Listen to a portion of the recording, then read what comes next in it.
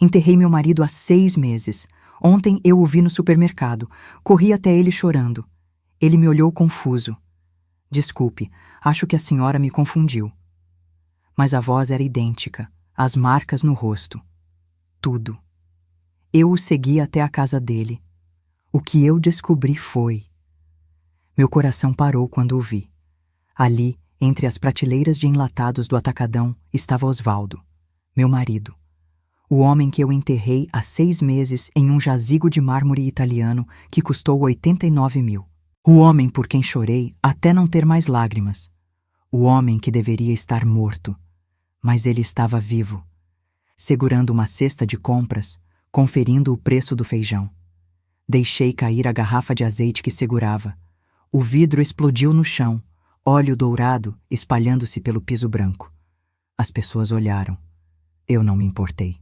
Minhas pernas se moveram sozinhas, correndo por aquele corredor como se eu tivesse 20 anos de novo, como se o tempo não tivesse transformado meu corpo em algo mais lento, mais pesado. Osvaldo! Gritei, e minha voz saiu estranha, misturada com um soluço que vinha de algum lugar profundo do meu peito. Osvaldo, meu Deus, você está vivo! Ele virou. E quando aqueles olhos encontraram os meus, senti o mundo inclinar. Era ele. A mesma cicatriz na sobrancelha esquerda da vez que caiu da moto aos 20 anos. O mesmo nariz um pouco torto, quebrado em uma briga de bar que ele nunca gostava de comentar. A mesma mancha de nascença no pescoço, pequena, mas que eu conhecia como conheço as linhas da minha própria mão. Estendi os braços. Queria tocá-lo, abraçá-lo, sentir que aquilo era real e não algum tipo de delírio da minha mente solitária. Mas ele deu um passo para trás. Desculpe, senhora, disse com aquela voz rouca que ouvi por 43 anos. A voz que me acordava de manhã, que brigava comigo por causa de dinheiro, que sussurrava que me amava nas madrugadas frias. Acho que a senhora está me confundindo com alguém. Confundindo? Não, Osvaldo. Sou eu, Helena, sua esposa. Peguei meu celular com mãos trêmulas, procurando desesperadamente uma foto nossa. Encontrei uma do último aniversário dele, antes do acidente. Mostrei a tela para ele, aproximando demais do seu rosto. Olha, somos nós. Você não me reconhece? Ele olhou para a foto. Seus olhos se estreitaram por um segundo. Apenas um segundo. E depois ele balançou a cabeça, aquele movimento gentil, mas firme que conheci tão bem. Sinto muito. Meu nome é Roberto. Roberto Almeida. Nunca vi essa foto na vida. Ele colocou a mão no meu ombro, um toque breve, quase paternal. A senhora deve estar passando por algo difícil. Talvez devesse sentar um pouco, tomar uma água. Roberto? Roberto Almeida? Eu o observei com mais atenção. A roupa era diferente. Osvaldo sempre usava camisas sociais, mesmo nos fins de semana. Esse homem vestia uma camiseta desbotada do Flamengo e calça jeans surrada. Os sapatos eram tênis velhos, não os mocassins de couro que Osvaldo adorava. Mas o rosto... Meu Deus, o rosto era idêntico. O dedo, sussurrei, apontando para a mão esquerda dele. Mostra sua mão esquerda. Ele franziu a testa, confuso, mas ergueu a mão. E lá estava, o dedo mindinho torto, quebrado quando Osvaldo tinha 15 anos tentando consertar o telhado da casa da mãe. Senti meu estômago revirar. Olha, senhora, eu preciso ir, disse ele, já se afastando. Espero que a senhora fique bem, mas eu realmente não sou quem você pensa que sou. Ele empurrou o carrinho, virando o corredor em direção ao caixa. Fiquei ali parada, tremendo, enquanto uma funcionária vinha limpar o azeite derramado. As pessoas passavam por mim, lançando olhares de pena ou incômodo. Eu deveria ter ido embora, deveria ter procurado ajuda. Mas algo dentro de mim, aquela voz que sempre me alertou quando algo estava errado, a mesma voz que eu ignorei tantas vezes ao longo da vida, gritava que aquilo não era coincidência. Segui-o. Mantive distância, escondendo-me entre as prateleiras como uma ladra. Vi quando ele pagou as compras com dinheiro vivo, recusando a nota fiscal. Vi quando saiu do mercado e entrou em um Gol branco velho com uma amolgação na porta traseira. Anotei a placa mentalmente. MZK 38847. Entrei no meu carro, o Honda Civic que Osvaldo tinha me dado 2 anos antes de morrer, e o segui pelas ruas da cidade. Meu coração batia tão forte que eu mal conseguia segurar o volante. Passamos pelo centro, pelo bairro onde morávamos, e continuamos em direção à Zona Oeste, uma área que eu raramente visitava. Ele estacionou em frente a uma casa simples, pintada de verde água, com um jardim pequeno e grades brancas. Uma casa comum, anônima. Ele desceu do carro carregando as sacolas de compras, e então a porta da frente se abriu. Uma mulher apareceu. Mais jovem que eu, devia ter uns 50 anos, cabelos pretos presos em um rabo de cavalo. Ela sorriu ao vê-lo. Não um sorriso educado de vizinha, um sorriso de esposa. Ela o beijou na bochecha, pegou uma das sacolas. E então 2 crianças correram pela porta. Um menino e uma menina, talvez com 8 e 10 anos. Eles pularam nele gritando: "Vovô! Vovô trouxe o sorvete?" "Vovô." Ele riu. Aquela risada de lado que conheci tão bem. Entraram todos juntos na casa. A porta se fechou.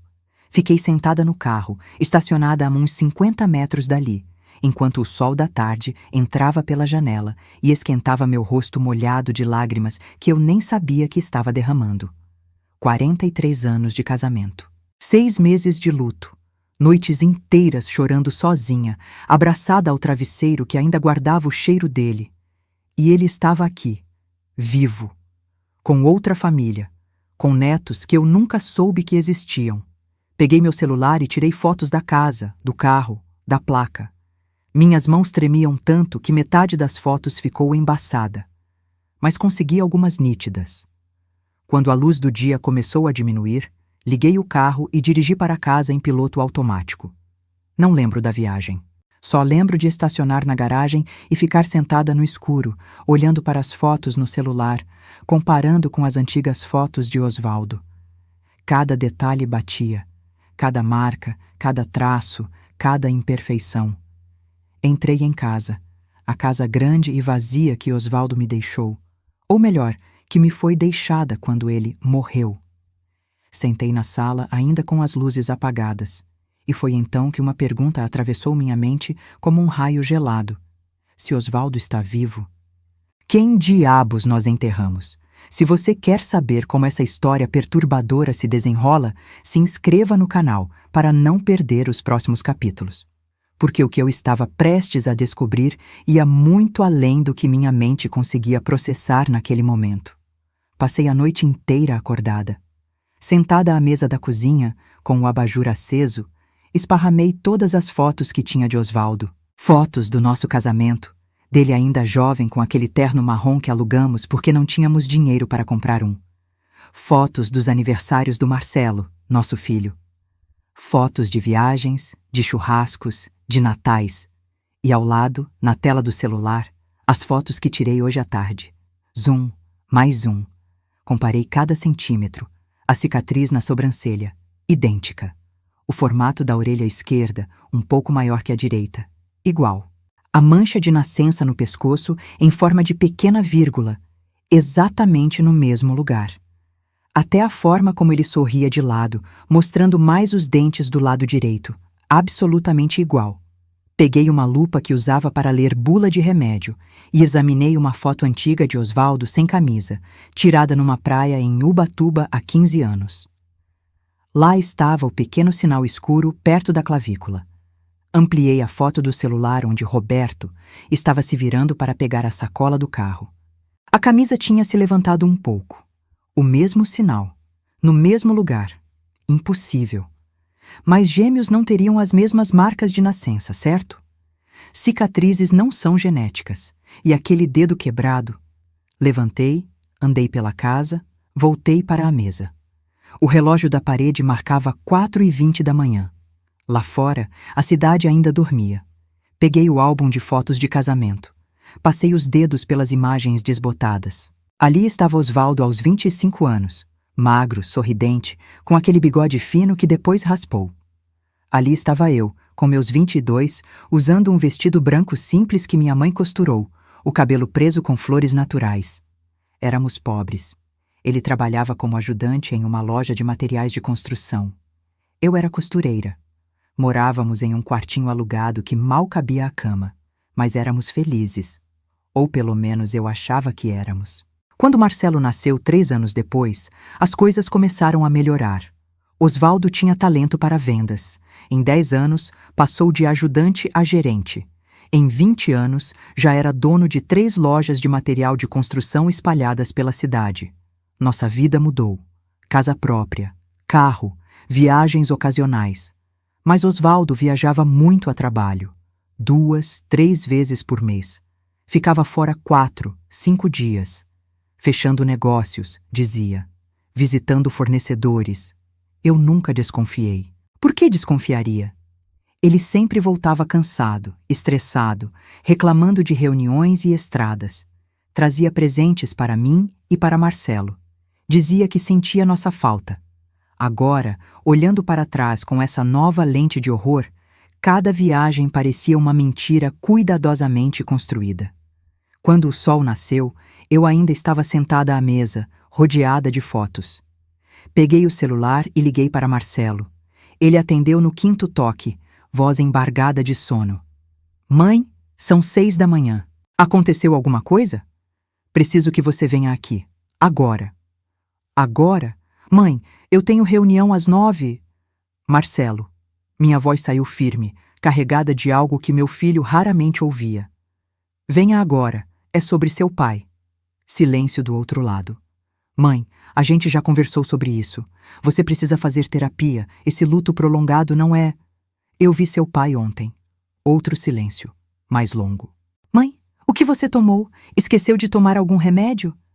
Marcelo, eu vi seu pai vivo no supermercado e o segui até a casa dele. Preciso que você venha aqui agora e me ajude a entender o que está acontecendo, porque ou eu estou enlouquecendo, ou... Já vou. Fica aí. Não sai de casa. Não faz nada. Eu já vou. Ele desligou. Fui tomar banho, trocar de roupa.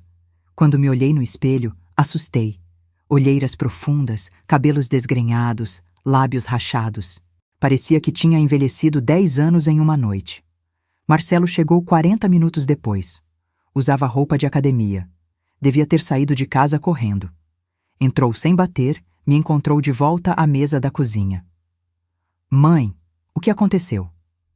Ele puxou uma cadeira, sentou ao meu lado, segurou minha mão. Seus olhos estavam preocupados, aquela preocupação que filhos têm quando acham que os pais estão perdendo a cabeça. Mostrei as fotos. Primeiro as antigas, depois as novas. Expliquei cada detalhe. A cicatriz, a mancha, o dedo quebrado.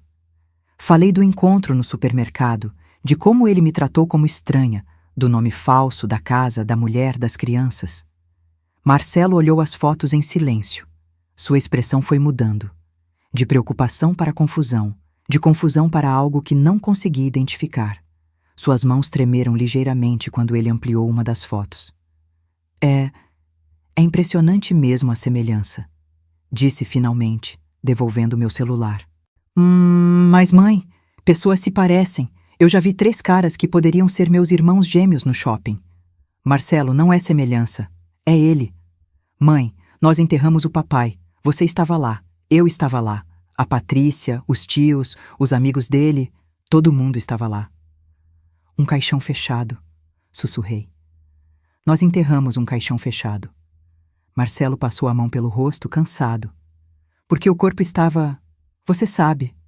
O acidente foi violento. Os médicos disseram que era melhor assim, que você não deveria ver... Você viu? O quê? Você viu o corpo do seu pai? Com seus próprios olhos? Marcelo desviou o olhar. Não. Mas os documentos estavam todos lá. O IML liberou o corpo, tinha atestado de óbito, tudo certinho. Quero ir até essa casa, disse levantando. Agora, você vai comigo. Mãe, isso é loucura. A gente não pode simplesmente invadir a casa de um estranho. Então você acha que é um estranho? Ele hesitou. Eu acho que você está traumatizada, mãe. Você sofreu muito, ainda está sofrendo. E o cérebro, quando está em luto profundo, pode pregar peças. Marcelo Augusto. Usei o nome completo dele, como fazia quando era criança e aprontava alguma. Você vai comigo até aquela casa ou eu vou sozinha, mas eu vou. Ele suspirou, derrotado. Tá bom, vamos. Mas só para você ver que é outra pessoa e poder seguir em frente, ok? Saímos no carro dele, um Corolla preto do ano. O trânsito da manhã já estava pesado. Marcelo dirigia em silêncio, o maxilar tenso. Dei as direções. Quando chegamos à rua da Casa Verde Água, pedi para ele estacionar alguns metros antes. É aquela ali, apontei. O Gol branco estava na garagem. Havia luz acesa na cozinha. Podíamos ver sombras se movendo através da cortina. Marcelo ficou olhando fixamente para a casa. Seus dedos tamborilavam no volante, algo que ele fazia quando estava nervoso desde pequeno. Quer que eu vá até lá? Perguntei. Não, espera. Ficamos ali sentados por talvez 5 minutos. Então a porta da frente se abriu. Roberto saiu, vestindo um macacão azul de mecânico, carregando uma caixa de ferramentas. Caminhou até o Gol. Marcelo ficou pálido. Filho, você está bem? Ele não respondeu. Apenas olhava fixamente para o homem que entrava no carro. O Gol saiu da garagem, passou por nós. Pude ver o rosto dele claramente pela janela. Osvaldo. Era Osvaldo, mais velho, mais cansado.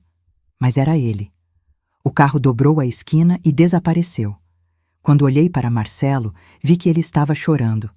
Lágrimas silenciosas escorriam pelo seu rosto. Marcelo? Meu estômago gelou. Marcelo, o que você não está me contando? Ele encostou a testa no volante. Mãe. A voz saiu quebrada. Mãe, eu sinto muito.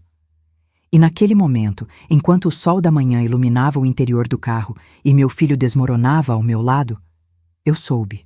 Soube que o que eu estava prestes a descobrir ia destruir muito mais do que apenas meu casamento.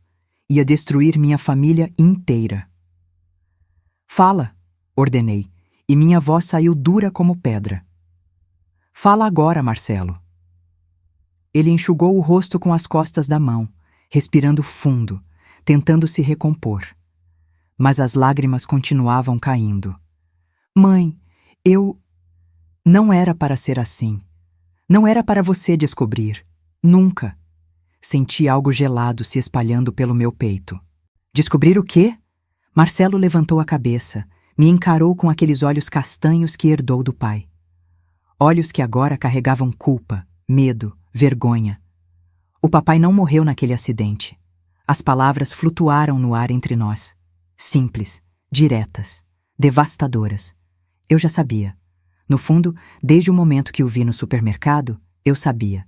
Mas ouvir meu filho confirmar foi como levar um soco no estômago. Continua, sussurrei. Ele tinha essa outra família, mãe. Há 25 anos. Aquela mulher, Cláudia. Os filhos dela, que agora têm filhos próprios. Ele dividia a vida entre vocês duas. 25 anos. 25 anos de mentira. Pensei em todas as viagens. Todas as noites que ele não voltou para casa. Todos os fins de semana trabalhando. Todos os aniversários perdidos do Marcelo porque estava fechando um negócio importante. E você sabia? Perguntei, embora já conhecesse a resposta pelo jeito que ele evitava meu olhar. Descobri há uns 3 anos. Ele passou a mão pelo cabelo, nervoso. Foi acidental. Eu estava ajudando o papai a organizar uns documentos da loja e encontrei recibos, compras em duplicidade, pagamentos de luz, água, mercado. 2 casas. Confrontei ele. E o que ele disse? Que amava você, mãe. Que nunca quis machucar você. Mas que também amava a Cláudia. Que conheceu ela numa viagem de negócios para o interior, que foi algo que aconteceu e depois ele não conseguiu largar. Disse que tentou terminar várias vezes, mas não conseguia. Ri. Um riso amargo, sem humor. Que conveniente. O coitado não conseguia largar a amante. Mãe. E você? Virei para ele, sentindo raiva pela primeira vez. Você descobriu e o quê? Aceitou? Guardou o segredo? Ele me implorou. Marcelo elevou a voz, desesperado. Disse que se você descobrisse, ia destruir tudo. Que você ia tirar dele metade das lojas, da casa, de tudo. Ele disse que precisava de tempo para organizar as coisas, para proteger o patrimônio dele, você quer dizer. Marcelo baixou a cabeça. Eu não sabia o que fazer. Era meu pai, mãe. E de certa forma eu também não queria que tudo se perdesse. As lojas, o trabalho que ele construiu, que seria meu um dia. Então era isso, ganância. Pura e simples ganância. Conta tudo, ordenei. Desde o começo. Quero saber de cada detalhe dessa farsa. Marcelo respirou fundo, limpou o rosto de novo. 6 meses atrás, o papai me procurou. Disse que não aguentava mais viver dividido, que queria ficar com a Cláudia de vez, recomeçar só com ela. Mas se pedisse divórcio, eu levaria metade de tudo. Completei a frase, sentindo náusea. Ele tinha consultado um advogado. Regime de comunhão parcial de bens. Vocês eram casados há mais de 40 anos. Você teria direito à metade das lojas, da casa, das economias. Cerca de uns 2 milhões, talvez mais. 2 milhões de reais. 43 anos de casamento valiam 2 milhões de reais, que ele não queria dividir comigo. Então vocês planejaram a morte dele? Não foi bem assim. Ele teve a ideia. Disse que conhecia um cara, um sem-teto que estava doente terminal, sem família. O cara estava morrendo mesmo, mãe. Questão de semanas. O papai ofereceu dinheiro. Muito dinheiro. Quanto? 250 mil. Para a única sobrinha que o cara tinha, que morava no Nordeste e nunca o visitou. O dinheiro seria transferido depois que ele morresse. Senti vontade de vomitar. Vocês compraram um corpo. O cara estava morrendo de qualquer jeito. Marcelo se defendeu, mas a voz dele estava fraca. Ele aceitou. Disse que pelo menos a sobrinha teria uma vida melhor. E o acidente? Foi encenado. O papai viajou para aquela cidade no interior, como sempre fazia. Mas dessa vez, o tal homem estava com ele. Eles causaram um acidente de carro de verdade, mas pequeno. Só o suficiente para chamar a polícia, fazer um boletim. O homem foi levado para o hospital, sob o nome do papai. Tinha os documentos dele, a carteira, tudo. E quando ele morreu, 3 dias depois, emitiram o atestado de óbito como se fosse Osvaldo. Sim, o corpo veio em caixão lacrado porque supostamente tinha ficado desfigurado no acidente e depois no hospital. Eu insisti com você para não abrir, mãe, porque lá dentro estava o cadáver de um desconhecido. Marcelo assentiu, envergonhado. Fiquei em silêncio, processando, lembrando daqueles dias terríveis, a ligação da polícia, a corrida até o hospital. Marcelo me impedindo de entrar na sala, dizendo que o médico não recomendava, que a imagem seria traumática demais. Lembrei do funeral, do caixão fechado coberto de flores brancas, das pessoas chorando, dos amigos de Osvaldo dando condolências, do padre falando sobre a brevidade da vida, sobre o legado que deixamos. E o tempo todo, Osvaldo estava vivo, planejando sua nova vida, deixando-me para trás como se nossos 43 anos juntos não significassem nada. E o jazigo? Minha voz saiu estranha, distante. O jazigo de mármore italiano que custou 89 mil? Mãe, responde.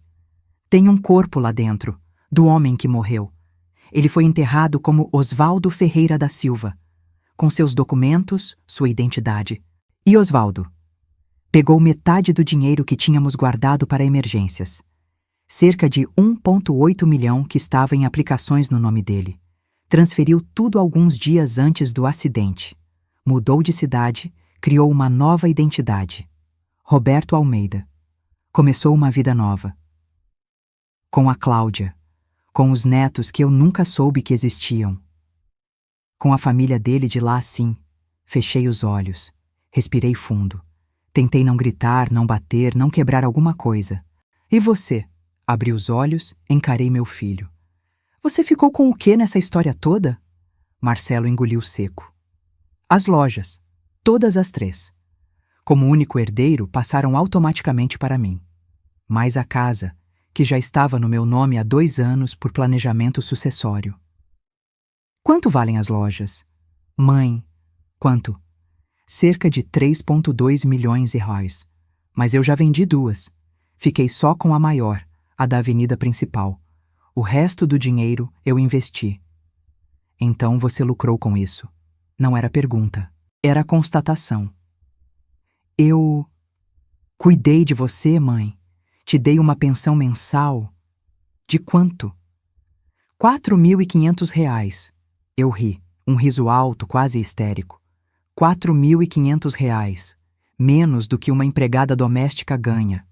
Enquanto você ficou com 3 milhões, seu pai fugiu com quase 2 milhões. E eu fiquei aqui, chorando todas as noites, tomando remédio para dormir, indo em grupo de apoio para viúvas. As lágrimas finalmente vieram, quentes, amargas, raivosas. Eu chorei por ele, Marcelo. Chorei até não conseguir mais respirar. Olhava para a foto dele na cabeceira e implorava a Deus que me levasse também, porque não conseguia suportar a dor de viver sem ele. Mãe, eu sinto muito. E você sabia? Gritei, finalmente perdendo o controle. Você sabia e me deixou sofrer. Me deixou gastar 89 miles. É zero em um jazigo para um estranho. Me deixou acreditar que meu marido estava morto enquanto ele estava vivo, feliz, com outra família. Eu não sabia o que fazer. Ele é meu pai. E eu sou sua mãe. O silêncio que se seguiu foi pesado, sufocante. Marcelo chorava abertamente agora. Mas eu não sentia pena. Sentia apenas uma fúria gelada, controlada, que ia crescendo no meu peito como uma tempestade. Leva-me para casa, disse calmamente. Mãe, a gente precisa conversar sobre... Leva-me para casa. Ele dirigiu em silêncio. Quando chegamos, saí do carro sem olhar para trás. Mãe, por favor. Bati a porta e entrei em casa. Fui direto para o quarto. Peguei todas as fotos de Osvaldo e coloquei em uma caixa. 43 anos de memórias. Casamento, aniversários, viagens, sorrisos, abraços, tudo mentira. Fechei a caixa e coloquei no armário mais alto. Depois, sentei na cama e olhei ao redor. A casa grande e vazia. A vida vazia. Os últimos 6 meses de luto desperdiçado. E comecei a planejar. Porque se havia uma coisa que meus 68 anos de vida me ensinaram, era que não se pode confiar em ninguém. Nem no marido, nem no filho. Só em si mesma. E eu ia fazer os 2 pagarem, cada um do seu jeito. Mas primeiro, eu precisava de provas. Provas que não pudessem ser negadas, ignoradas ou explicadas. Provas que destruiriam a vidinha perfeita que eles tinham construído sobre a base das minhas lágrimas. Nos 3 dias seguintes, não atendi nenhuma ligação do Marcelo. Ele ligou 47 vezes. Mandou 63 mensagens. Apareceu na porta de casa 2 vezes, tocando a campainha insistentemente. Eu o via pela janela do quarto, mas não abria. Não queria ver o rosto dele. Não ainda. Porque eu precisava de tempo para pensar, para planejar, e principalmente para enterrar o que restava da Helena ingênua e substituí-la por alguém mais forte. No 4º dia, acordei diferente. Tomei banho demorado, me arrumei, passei batom pela primeira vez em meses. Peguei minha bolsa e saí. A vizinha, Dona Teresa, estava regando as plantas. Bom dia, Helena, que bonita você está hoje. Ela sorriu, surpresa. Fazia tempo que não me via arrumada. Bom dia, Teresa. Vou resolver uns assuntos. Sorri de volta, um sorriso que não chegou aos olhos. Dirigi até o centro da cidade. Tinha pesquisado na internet e encontrado o que procurava. Durval Investigações Particulares. O escritório ficava num prédio antigo, 3º andar, sala 305. Subi as escadas. O elevador estava quebrado e bati na porta de vidro fosco com o nome pintado em letras douradas descascadas. Entre! Uma voz rouca respondeu.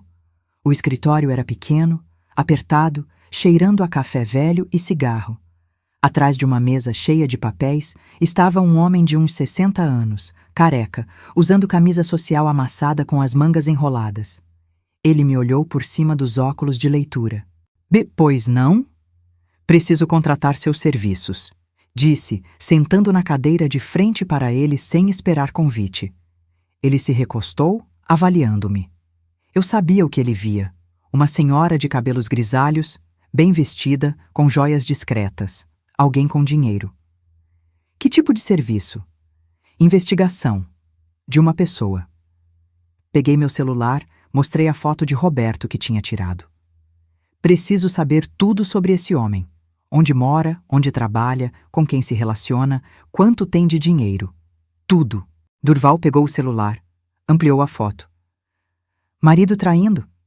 Ex-marido, que deveria estar morto. Isso capturou a atenção dele. Ele se inclinou para frente. História interessante. Continue. Contei. Não tudo, mas o suficiente. O acidente, o funeral, o encontro no supermercado, a outra família. Não mencionei Marcelo ainda. Aquela carta eu guardaria para jogar no momento certo. Durval ouvia em silêncio, fazendo anotações ocasionais num bloquinho velho. E a senhora quer provas, concluiu ele quando terminei. Quero tudo. Documentos, fotos, gravações se possível. Preciso de algo que seja inquestionável. Isso vai custar. Quanto? Para um trabalho desse nível. 12 mil. Metade agora, metade quando entregar o relatório completo.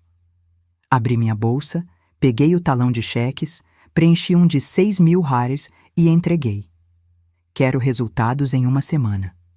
Durval sorriu, mostrando dentes manchados de café. A senhora é direta. Gosto disso. Guardou o cheque. Vou precisar de algumas informações. Nome completo dele, documentos se tiver, qualquer coisa que possa me ajudar. O nome verdadeiro é Osvaldo Ferreira da Silva. O falso é Roberto Almeida. Anotei os dados numa folha, incluindo o endereço da Casa Verde Água, a placa do Gol, o horário aproximado que ele saía para trabalhar. Ótimo. Vou começar hoje mesmo. Qualquer coisa te ligo. Saí do escritório sentindo algo que não sentia há muito tempo. Propósito. Nos dias seguintes, voltei àquela rua, sempre em horários diferentes, usando bonés ou lenços para disfarçar. Observei a rotina deles. Roberto saía todo dia às 7 da manhã, dirigindo o Gol velho. Voltava às 6 da tarde. Aos sábados, ficava em casa, brincando com os netos no jardim. Aos domingos, iam todos para a missa das 10 na igreja do bairro. A vida perfeita. A família feliz. Enquanto eu, a esposa legítima, chorava sozinha no escuro. Cláudia parecia ser do lar. Não trabalhava fora. Cuidava da casa, dos netos quando as filhas trabalhavam. Era bonita para a idade, bem cuidada. Usava roupas simples, mas arrumadas. Sorria muito. Eu a odiava. Uma semana depois, Durval me ligou. Tenho o relatório. Pode vir buscar? Cheguei ao escritório dele em 20 minutos. Ele me entregou uma pasta grossa, marrom, cheia de documentos. Senta, disse ele sério. Você vai querer estar sentada para isso. Abri a pasta. A primeira página era uma cópia da certidão de nascimento de Roberto Almeida. Data de emissão, 7 anos atrás. Registrada em cartório de uma cidade pequena no interior. É falsa, explicou Durval. Bem feita, mas falsa. A certidão original desse nome pertence a um bebê que morreu nos anos 50. Seu marido comprou a identidade. Virei a página. Fotos de Osvaldo entrando e saindo de uma pequena oficina mecânica. Uma placa acima da porta. Chaveiro Almeida, concertos em geral. Ele trabalha aí, continuou Durval. É chaveiro. Ganha cerca de 3.500 roles por mês. Vida simples, modesta. E o dinheiro? Perguntei. Os 1,8 milhão que ele tinha? Durval virou para outra seção da pasta. Extratos bancários. Muitos extratos bancários. Aqui fica interessante. 7 anos atrás, um tal de Roberto Almeida abriu conta em 3 bancos diferentes. depósitos iniciais somando 1,6 milhão. Desde então, ele vem sacando mensalmente cerca de 800.000, deixando o resto aplicado em fundos conservadores. Então, o dinheiro estava lá. O dinheiro que era meu também. Por regime de comunhão parcial de bens, metade daquele 1,8 milhão era meu. Tem mais. Durval virou outra página. Consegui acesso às ligações telefônicas dele dos últimos 6 meses. Meu coração acelerou. E várias ligações para o mesmo número, cerca de 200 no total, algumas durando mais de 1 hora. Ele circulou um número com caneta vermelha. Conseguiu identificar de quem é? Perguntei, embora algo no meu estômago já soubesse a resposta. Durval me encarou sério. É do seu filho, Marcelo Ferreira da Silva. Ali estava, preto no branco, a prova da traição dupla. Ligações antes do acidente. Ligações durante os 6 meses que passei de luto. Ligações na semana passada, depois que confrontei Marcelo. Eles se falam regularmente, disse Durval. Antes, durante e depois da morte encenada. Seu filho estava por dentro de tudo desde o começo. Senti as mãos tremerem. Fechei a pasta. Mais alguma coisa? Sim, a casa onde eles moram não está no nome do Roberto. Está no nome da Cláudia, comprada há 22 anos. Eles têm um filho juntos, de 23 anos, que mora no Rio de Janeiro, e 3 netos, filhos das 2 filhas dela de um relacionamento anterior. Então ele realmente construiu uma vida inteira, por 25 anos. Parece que sim. E pelo que consegui apurar, a Cláudia não sabe que ele foi casado antes. Para ela, Roberto Almeida sempre foi Roberto Almeida, um viúvo que conheceu no interior. Peguei a pasta, coloquei na bolsa. Quanto eu te devo? Os outros 6.000. Preenchi o cheque. Quando fui entregar, Durval segurou minha mão. Olha, normalmente eu não me meto, mas você parece uma pessoa decente. Seja lá o que você esteja planejando fazer com essas informações, pensa bem. Esses casos de fraude documental, morte encenada, isso é crime federal, cadeia, você entende? Entendo perfeitamente, disse, sorrindo pela primeira vez desde que descobri a verdade. Agradeço a preocupação, Durval, mas eu sei exatamente o que vou fazer. Saí do escritório segurando a pasta como se fosse a coisa mais preciosa do mundo. Porque era. Era a chave para destruir completamente as vidas dos 2 homens que tinham destruído a minha. Em casa, espalhei todos os documentos na mesa da sala. Fotos, extratos, registros de ligações, certidões falsas. Li tudo, memorizei cada detalhe. Depois peguei o telefone e fiz uma ligação que vinha adiando. Escritório da doutora Simone Cardoso. Boa tarde. Boa tarde. Gostaria de marcar uma consulta com a doutora. É urgente. A senhora já é cliente? Não, mas tem um caso de estelionato, falsificação documental e fraude patrimonial que acho que vai interessar muito a ela. Pausa do outro lado. Pode vir amanhã às 3 da tarde? Estarei lá. Desliguei e olhei pela janela. O sol estava se pondo, pintando o céu de laranja e rosa. Um dia bonito, tranquilo. O último dia de paz que Osvaldo e Marcelo teriam em muito tempo, porque a tempestade estava apenas começando e eu seria o raio que destruiria tudo. Doutora Simone Cardoso não era o que eu esperava. Quando entrei no escritório dela, um espaço moderno no 10º andar de um prédio comercial no centro, encontrei uma mulher de uns 40 anos, negra, cabelos crespos presos num coque impecável, usando um terno cinza que exalava competência. Os olhos dela eram afiados, inteligentes, do tipo que não perdia nenhum detalhe. Senhora Helena? Estendeu a mão, aperto firme. Sente-se, por favor. Sentei na cadeira de couro em frente à mesa dela. Pelas janelas, via-se toda a cidade. Lá embaixo, as pessoas viviam suas vidas normais, ignorantes dos dramas que aconteciam nos andares acima. Café? Água? Não, obrigada. Vim direto ao assunto. Doutora Simone se acomodou na cadeira, cruzou as mãos sobre a mesa. Minha secretária disse que a senhora tem um caso de estelionato e fraude. Me conte. Coloquei a pasta de Durval sobre a mesa e comecei a falar. Contei tudo. Desde o começo. Os 43 anos de casamento. As viagens constantes de Osvaldo. A segunda família, que durou 25 anos. O acidente falso. O corpo comprado. O funeral que chorei de verdade enquanto meu marido estava vivo. O filho que sabia e escondeu. Os milhões desviados. A pensão miserável que me davam como se fosse favor. Doutora Simone ouvia sem interromper, fazendo anotações ocasionais. Quando terminei, ela abriu a pasta e começou a examinar os documentos. Levou quase 20 minutos, lendo cada página com atenção. Finalmente, ela se recostou na cadeira e assobiou baixinho. Senhora Helena, isso aqui é uma bomba. Eu sei. A senhora entende a gravidade do que aconteceu? Estamos falando de múltiplos crimes. Falsidade ideológica, estelionato, ocultação de cadáver, fraude documental, sonegação fiscal. Ela contou nos dedos. Seu filho e seu marido podem pegar de 3 a 8 anos de prisão, cada um. Senti uma satisfação fria no peito. Ótimo. Ela me encarou, avaliando. A senhora quer processar os dois? Criminalmente? Quero justiça. Quero cada centavo que me foi roubado de volta. Quero que paguem pelo que fizeram. Então precisamos construir um caso sólido. Doutora Simone pegou uma caneta. Vou precisar de mais algumas coisas. Primeiro, documentos do casamento, certidão de óbito falsa, documentos das lojas. Tenho tudo em casa. Posso trazer amanhã.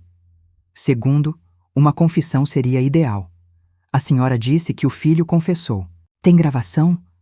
Meu estômago afundou. Não, foi no carro. Eu não estava esperando. Tudo bem. Vamos precisar fazer ele confessar de novo, mas dessa vez gravado. Como? Doutora Simone sorriu. Um sorriso de quem já tinha feito isso muitas vezes. Deixa comigo. Mas primeiro, vamos falar de dinheiro. A senhora disse que seu filho ficou com as lojas? 3 lojas avaliadas em 3,2 milhões. Ele já vendeu 2. E esse dinheiro está onde? Não sei. Investido em algum lugar. Vamos descobrir. Porque pela lei de comunhão parcial de bens, mesmo com a morte do seu marido, a senhora tinha direito a 50% de tudo que foi construído durante o casamento. Isso inclui as lojas. Mas ele era o único herdeiro de um morto falso. Doutora Simone se inclinou para a frente. Senhora Helena, seu marido não morreu. Portanto, não houve sucessão legítima. As lojas nunca deveriam ter passado para seu filho. Elas ainda pertencem ao espólio matrimonial. Levei alguns segundos para processar. Então seu filho vendeu propriedades que não eram legalmente dele. Isso é estelionato agravado. E todo o dinheiro dessas vendas precisa voltar para o espólio para a divisão correta. A magnitude da situação começou a ficar clara. Quanto eu poderia recuperar? Doutora Simone pegou uma calculadora, começou a fazer contas. As lojas, 3,2 milhões. Metade é sua. 1,6 milhão. Mais o ONS. 8 milhões que seu marido levou, metade sua. 900 mil reais. Mais danos morais pela fraude, sofrimento psicológico. Podemos pedir uns 500 mil reais fácil. Ela me encarou. Estamos falando de cerca de 3 milhões de reais, senhora Helena. Mais a casa, se quiser. 3 milhões de reais. 43 anos de casamento, de dedicação, de ser esposa e mãe, valiam 3 milhões de reais que tinham me roubado. E a prisão? Perguntei. Criminal é outro processo, mas com as provas que temos aqui, ela bateu na pasta. Eu diria que temos 90% de chance de condenação, especialmente com a confissão gravada que vamos conseguir. Como vamos fazer isso? Doutora Simone pegou um pequeno gravador digital da gaveta. A senhora vai convidar seu filho para um almoço. Vai dizer que quer fazer as pazes, que entende que ele estava numa posição difícil, vai deixar ele confortável e então, naturalmente, vai conduzir a conversa de volta ao assunto, fazer ele repetir a confissão. Tudo isso, ela levantou o gravador, será registrado. Ele não vai desconfiar? Não se a senhora for boa atriz.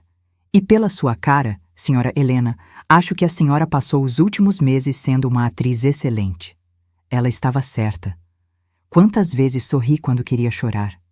Quantas vezes fingi estar bem quando estava me despedaçando por dentro? Tem mais uma coisa, disse doutora Simone séria. Precisamos de provas documentais das transações do seu filho. Vendas das lojas, transferências bancárias, onde ele colocou o dinheiro. Ele guarda esses documentos? Provavelmente no escritório dele, na loja que ficou. Consegue acesso? Pensei. Marcelo tinha me dado uma cópia da chave da loja anos atrás. Caso de emergência. Nunca usei, mas ainda tinha. Consigo. Ótimo, porque se conseguirmos esses documentos, provando que ele falsificou assinaturas, vendeu propriedades de forma fraudulenta... Ela bateu na mesa com satisfação. Acabou. Ele não tem como se defender. Saí do escritório da doutora Simone 2 horas depois com um plano detalhado, um plano que ia destruir completamente a vida do meu filho. E pela primeira vez desde que descobri a verdade, não senti culpa. Senti poder. Naquela noite, finalmente atendi uma das 83 ligações do Marcelo. Mãe, graças a Deus. Eu estava desesperado, pensei que... Marcelo, interrompi, mantendo a voz calma, controlada. Podemos conversar? Silêncio surpreso do outro lado. Claro, mãe. Claro que sim. Quer que eu vá aí? Não. Quero que almoce comigo amanhã. No Terraço Grill, aquele restaurante que você gosta. 12h. Sim, vou estar lá. Mãe, Até amanhã, filho. Desliguei antes que ele pudesse continuar. Fui até o quarto. Abri a gaveta da cômoda onde guardava as coisas importantes. Lá no fundo, embaixo dos lenços velhos, estava a chave da loja. Peguei-a. Senti o peso frio do metal na palma da mão.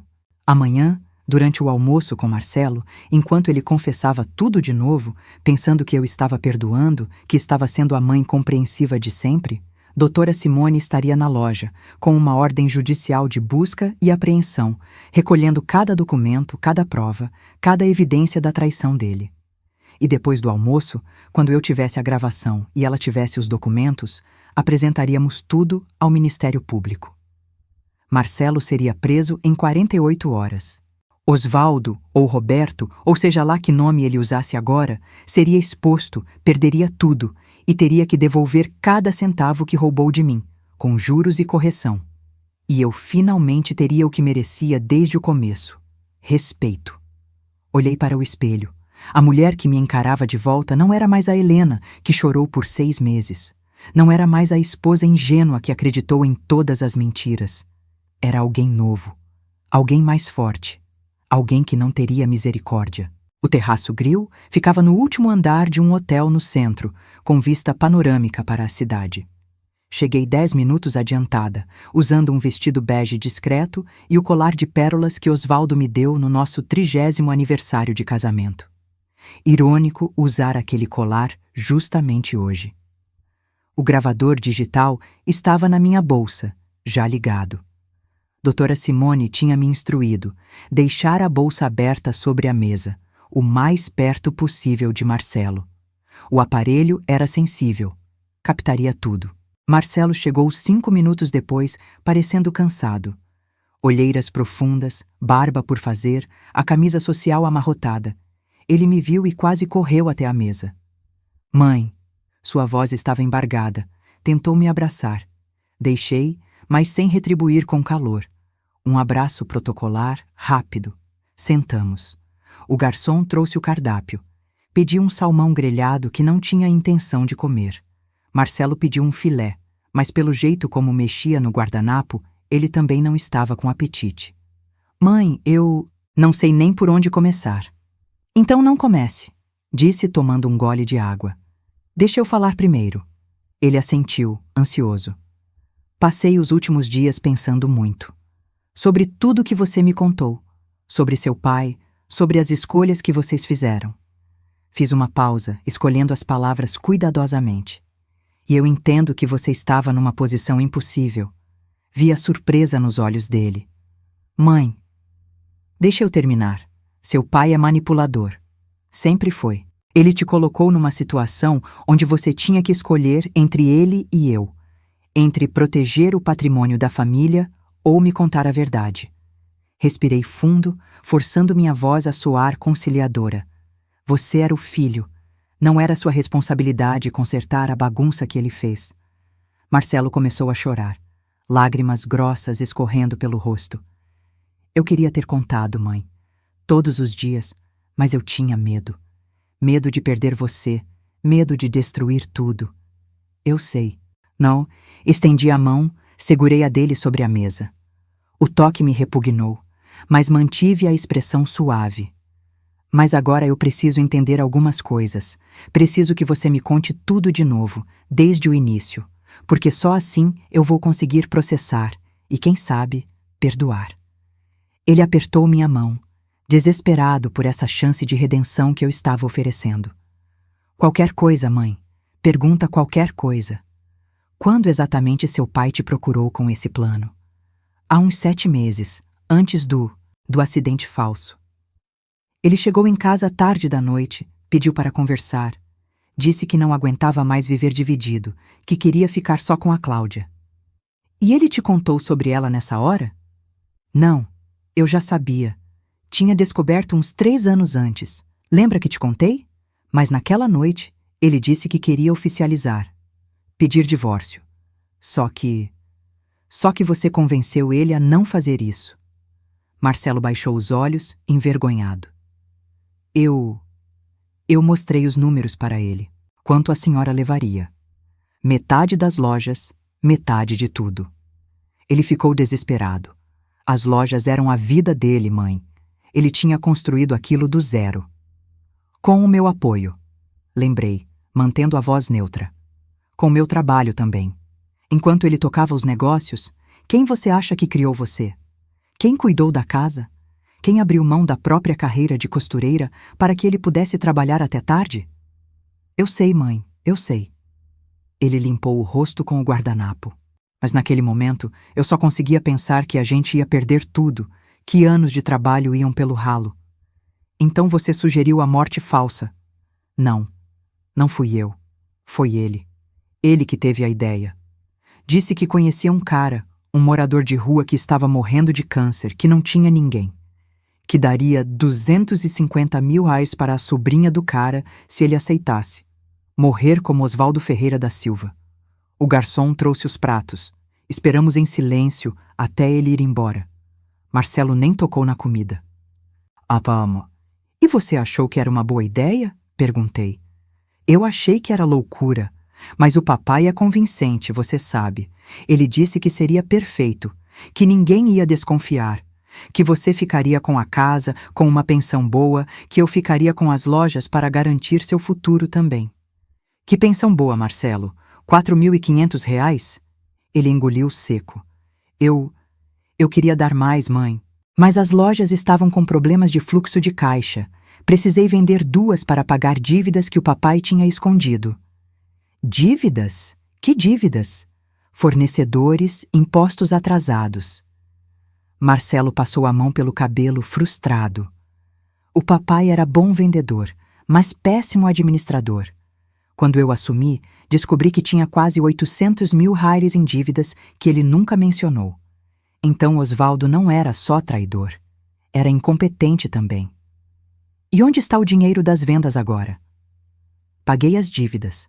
O resto, uns 1,4 milhão, está aplicado em fundos. Eu estava guardando para você, eventualmente. Mentira, mas deixei passar. Me conta sobre o dia do acidente. Como foi? Marcelo respirou fundo, mergulhando na memória. O papai viajou como sempre fazia, para aquela cidade no interior, São Miguel do Araguaia. O cara, o seu Antônio, já estava esperando. Eles causaram um acidente de carro de verdade, mas controlado. Bateram numa árvore numa estrada rural. Chamaram a ambulância. Quando chegou no hospital, o seu Antônio estava com todos os documentos do papai. RG, carteira de motorista, cartão do convênio médico, tudo. E ninguém desconfiou? O rosto dele estava machucado do acidente. E ele estava semiconsciente, não falava direito. Os médicos só queriam estabilizar ele. 3 dias depois, ele morreu. De verdade. Do câncer. E emitiram o atestado de óbito. Como Osvaldo Ferreira da Silva, sim. Eu fui buscar o corpo. Vim no carro funerário, direto para o velório. Insisti para o caixão ficar lacrado porque... Bem, você sabe. Porque lá dentro estava um estranho. Marcelo assentiu miserável. E seu pai? Onde estava durante o velório? Já tinha saído da cidade. Pegou um ônibus para Goiânia, de lá outro para aqui. Ficou num hotel barato por alguns dias, esperando tudo se acalmar. Depois, alugou a casa onde está agora. Começou a trabalhar como chaveiro. Vida simples, sem chamar atenção. Com o dinheiro que roubou de mim. Mãe. 1.800.000 reais, Marcelo. Dinheiro que era meu também. Minha voz estava ficando mais dura, mas me forcei a controlar. Não podia perder a compostura agora. Onde está esse dinheiro? Em contas no nome do Roberto Almeida. 3 bancos diferentes. Aplicações conservadoras. Ele saca uns 8.000 berrales por mês para complementar o salário de chaveiro. Exatamente o que Durval tinha descoberto. Vocês continuam em contato? Sim. Marcelo baixou a voz. Ele me liga toda semana. Pergunta de você, de como está lidando. Eu acho que ele ainda se importa, sabe? Ri. Um riso amargo, sem humor. Se importa? Marcelo, ele me deixou acreditando que estava morto. Me deixou chorar sobre um túmulo vazio. Me deixou gastar 89.000 reais num jazigo de mármore para um estranho. Isso não é se importar. Isso é covardia. Eu sei. A voz dele era um sussurro. Eu sei, mãe. E eu sinto muito. Tanto. Se eu pudesse voltar atrás. Mas não pode. Soltei a mão dele. Nenhum de vocês pode. Silêncio pesado entre nós. O que você vai fazer? Ele perguntou finalmente, com medo na voz. Olhei para ele. Meu filho. O menino que carreguei por 9 meses, que amamentei, que cuidei quando estava doente, que ajudei com lição de casa, que consolei quando levou o primeiro fora. O homem que me traiu tão profundamente quanto o pai dele. Ainda não sei. Menti. Mas preciso de tempo, sozinha, para pensar. Quanto tempo? O necessário. Levantei, peguei minha bolsa, certificando-me que o gravador tinha capturado tudo. Mãe, espera. Adeus, Marcelo. Saí do restaurante sem olhar para trás, deixando-o sozinho com a comida intocada e a culpa que agora carregava sozinho. No carro, permiti-me um momento. Um único momento de dor real. Porque não importava quantas vezes repetisse para mim mesma que ele merecia, que tinham me usado, que mereciam pagar. Aquele ainda era meu filho. E uma parte de mim morreu ao ter que destruí-lo. Mas a parte maior, a parte que passou 6 meses em luto falso, a parte que foi tratada como idiota por 43 anos, essa parte estava satisfeita. Liguei para a doutora Simone. Consegui a gravação. Perfeito. E eu consegui os documentos. Você não vai acreditar no que encontrei.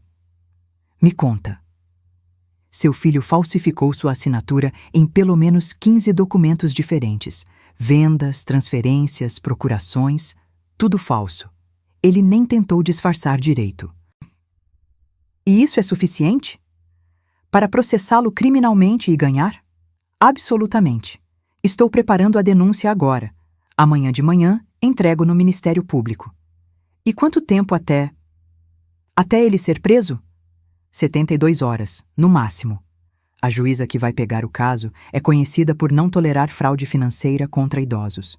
Seu filho vai dormir na cadeia antes do fim de semana. Fechei os olhos, apoiando a cabeça no volante. E Osvaldo?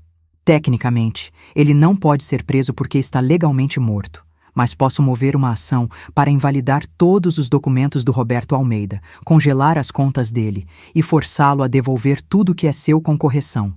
Ele vai ficar sem nada, Helena. Vai ter que recomeçar do zero, aos 73 anos. 73 anos, a mesma idade que ele teria se não tivesse morrido aos 70. Faça isso, disse, abrindo os olhos. Faça tudo. Você tem certeza? Porque uma vez que começarmos, não tem volta. Pensei nos 43 anos, nas mentiras, no luto falso, nos 6 meses chorando sozinha, na pensão miserável, na segunda família que ele escolheu ao invés da nossa. Absoluta certeza. Então amanhã começa a guerra. Prepara-se, Helena. Vai ficar feio. Que fique. Desliguei e dirigi para casa. Aquela noite, dormi pela primeira vez em 6 meses, sem precisar de remédio. Porque finalmente, depois de tanto tempo sendo vítima, eu tinha virado a caçadora. E a caçada estava apenas começando. A denúncia foi protocolada numa terça-feira, às 9 da manhã. Doutora Simone me ligou para confirmar. Está feito. O Ministério Público aceitou o caso. A promotora é a doutora Flávia Mendes, conhecida por ser implacável em casos de crimes contra idosos. Ela já pediu prisão preventiva do Marcelo. Quanto tempo até o mandado sair? 48 horas, no máximo. Ela alegou o risco de fuga e destruição de provas. O juiz vai aceitar. 2 horas depois, recebi uma ligação de Marcelo. Ignorei. Ele ligou mais 4 vezes. Mandou mensagens. Mãe, preciso falar com você urgentemente. Mãe, aconteceu algo sério. Por favor, atende. Bloqueei o número, porque eu sabia o que tinha acontecido. Doutora Simone tinha me avisado que o Ministério Público notificaria formalmente todos os envolvidos. Marcelo tinha recebido a intimação. Sabia que estava sendo investigado. E devia estar desesperado. Na quarta-feira de manhã, ele apareceu na minha porta. Bateu insistentemente, gritou meu nome. Os vizinhos começaram a olhar pelas janelas. Dona Teresa saiu na calçada, preocupada. Helena, está tudo bem aí? Abri a janela do quarto. Está sim, Teresa. Só um mal-entendido familiar. Já vai se resolver. Marcelo me viu. Mãe, pelo amor de Deus, abre essa porta. Vai embora, Marcelo. Você fez isso? Você me denunciou? Vai, embora. Eu sou seu filho. Seu único filho. Meu filho morreu junto com meu marido. Gritei de volta e a dor na minha voz era real. Há 6 meses. O que sobrou foi um estranho que me roubou. Fechei a janela. Ele ficou mais 10 minutos gritando, batendo na porta. Depois finalmente foi embora. Chorei. Não porque sentia pena dele, mas porque era verdade o que eu tinha dito. O Marcelo que eu conheci, o menino que eu criei, não existia mais. Talvez nunca tivesse existido. Na quinta-feira, às 6 da manhã, a polícia bateu na porta de Marcelo. Doutora Simone me avisou por mensagem. Ele foi preso, não resistiu. Está sendo transferido para a delegacia agora. Imaginei a cena. Patrícia, a esposa dele, acordando com o barulho. Os policiais entrando. Marcelo sendo algemado. Os vizinhos assistindo. A vergonha. A humilhação pública. Exatamente o que eu senti quando descobri a verdade. Patrícia me ligou 3 horas depois, aos prantos. Como a senhora pôde fazer isso com ele? Com seu próprio filho? Pergunte a ele o que ele fez comigo primeiro. Respondi calmamente. Pergunte sobre os milhões que roubou, sobre as assinaturas falsificadas, sobre me deixar acreditando que meu marido estava morto enquanto embolsava tudo. Ele estava protegendo a família, estava protegendo o bolso dele, e agora vai pagar por isso. A senhora é uma... Desliguei antes que ela terminasse. Bloqueei o número dela também. Naquela tarde, encontrei com doutora Simone no escritório dela. Ela tinha mais documentos espalhados sobre a mesa. A boa notícia é que seu filho entrou em pânico, tentou transferir 800 mil reais ontem à noite para uma conta no Paraguai. Ele tem conta no Paraguai? Tinha. Abriu na semana passada, depois que você conversou com ele. Provavelmente pressentiu que você ia fazer alguma coisa. Mas você disse tentou transferir? Sim, porque eu tinha pedido para o juiz congelar todas as contas dele preventivamente. A transferência foi bloqueada, e agora ele está em prisão preventiva por tentativa de evasão de divisas, além de tudo mais. Quanto tempo ele pode ficar preso? Com boa conduta? 3 anos no mínimo. mas considerando a quantidade de crimes, as provas que temos, a falsificação em série, ele pode pegar até 8 anos. 8 anos. Marcelo teria 53 quando saísse. E as lojas? Já entramos com pedido de anulação de todas as vendas. Como foram feitas com documentos falsificados, usando assinaturas forjadas, as transações são nulas de pleno direito. Os compradores terão o dinheiro devolvido pelo banco que intermediou e as propriedades voltam para o espólio correto. Que seria você e seu marido em regime de comunhão parcial de bens, 50% para cada. Como ele está tecnicamente morto, a parte dele fica em suspenso até resolvermos essa situação. E como vamos resolver? Doutora Simone sorriu. Com uma explosão nuclear. Ela abriu uma nova pasta. Encontrei algo interessante. Lembra que você disse que Roberto Almeida tem certidão de nascimento falsa? Sim, emitida há 7 anos. Pois é, mas para emitir uma segunda via de certidão, você precisa de documentos de base, RG, comprovante de residência, alguma coisa que prove quem você é. Seu marido usou documentos falsos para isso também. E daí? E daí que consegui rastrear quem fez esses documentos. Um despachante aqui da cidade, Edilson Tavares. Já foi preso 2 vezes por falsificação, mas sempre conseguiu acordos. Conversei com ele ontem. Ele falou, cantou como um passarinho. Doutora Simone bateu na pasta. Tenho declaração assinada dele confessando que fez toda a documentação falsa do Roberto Almeida por encomenda do Oswaldo Ferreira da Silva, mediante pagamento de R$45 mil. Tenho cópias dos documentos originais que ele guardou. O idiota guarda tudo como seguro. E tenho as transferências bancárias provando o pagamento. Senti um arrepio de satisfação. Isso significa que podemos provar, sem sombra de dúvida, que Roberto Almeida é uma identidade falsa criada por Oswaldo Ferreira da Silva. Podemos invalidar todos os documentos dele, todas as contas bancárias, tudo. E podemos processá-lo por falsidade ideológica, uso de documento falso, fraude. Mesmo ele estando morto? Ah, essa é a melhor parte. Doutora Simone se recostou na cadeira, satisfeita. Vamos pedir a anulação do atestado de óbito dele. Como foi emitido baseado em fraude, um corpo que não era dele, é nulo. Oswaldo Ferreira da Silva nunca morreu legalmente. Portanto, ele continua vivo juridicamente. E como pessoa viva, pode ser processada, julgada e presa. A magnitude do que ela estava dizendo me atingiu como uma onda. Você está dizendo que ele vai ser preso? Estou dizendo que ele vai ter que voltar a ser Oswaldo Ferreira da Silva. Vai ter que abandonar a identidade de Roberto Almeida. Vai ter que assumir publicamente que fingiu a própria morte. E então sim, vai ser preso. Por fraude, por falsificação, por ocultação de cadáver. E a Cláudia? A mulher com quem ele vive? Descobri que eles se casaram no civil há 5 anos, como Roberto Almeida e Cláudia Moraes. Só que esse casamento é nulo, porque Roberto Almeida não existe. E Oswaldo Ferreira da Silva já era casado com você. Tecnicamente, ele é bígamo. Bigamia. Mais um crime para a lista. Ela sabe de alguma coisa? Pelo que investiguei, não. Para ela, Roberto é apenas Roberto. Um viúvo que conheceu e se apaixonou. Coitada, vai levar um choque. Sentiu uma pontada de algo.